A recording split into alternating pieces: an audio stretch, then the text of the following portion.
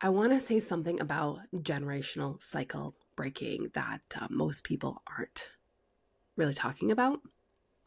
And I'm not going to give you the empowered version, and I'm not going to give you the one where you can wear your badge of honor for being a cycle breaker. I'm going to talk about the real costs behind it because I've done this long enough to see what it costs. And the real cost is imprisonment. And I'm talking about imprisonment by your thoughts, by your feelings, and by your emotions screaming in one direction while you have a direct line to something so deep that says, this is not the way. So the real cost makes you feel like you're crazy, and you don't understand why no one else can see what you see. So let's lay that one down right now, because the real cost is losing relationships, losing friends, losing your circle, your community that you thought was the best thing ever. Because those places become the classroom for the lesson, and the lesson repeats and repeats and repeats until the pattern stops. And so I want to name something about how this gets talked about in spiritual spaces, because it really matters. That cycle breaker identity can become its own shadow. The savior complex, the black sheep badge, the spiritual superiority disguised as healing. I've seen it way too much. And that's not what we're here for. Let's be real. Real cycle breaking is not a performance. It's a daily reckoning.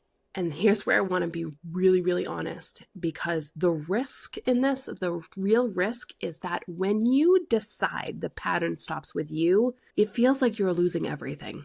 And the reward is more than your lineage has ever been able to feel or experience yet. It's almost like a liberation of 10,000 spirits that have been waiting for you. Because what I know through a lot of work here is that you are the dream your ancestors whispered into the fire so long ago. And when you realize that you have that much force behind you, changing those patterns doesn't feel like you're alone. Because for a long time, I felt like I was alone. And so what keeps me going is not spiritual discipline as it was a little bit in the beginning. What keeps me going now is that I cannot see another way, not because I'm trying to be right, but because it's how it lands and feels in my body. I've learned that how it feels in my body is my truth.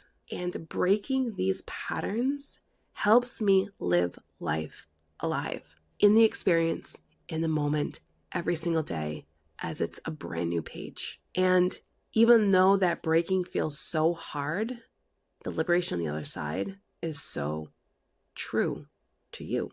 It is the most worthwhile walk I've ever taken and will continue to walk. Arc 3 of Earth School is live, and it is built for that walk.